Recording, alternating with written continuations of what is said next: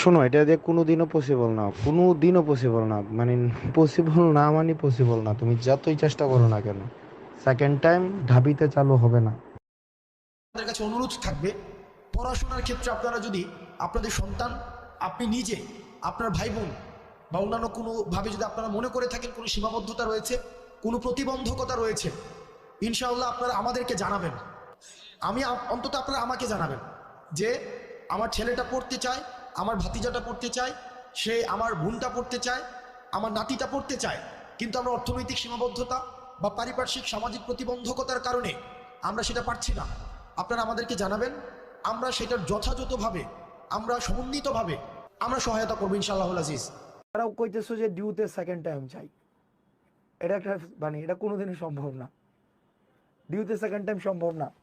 কোনো কোনো বিষয় আছে, কোনো কোনো বিষয় আছে যে তোমার এটা চাইলেও সম্ভব হবে না।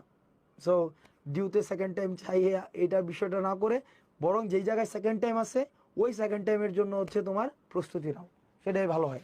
ডিউতে সেকেন্ড টাইম কোনোদিনও সম্ভব না।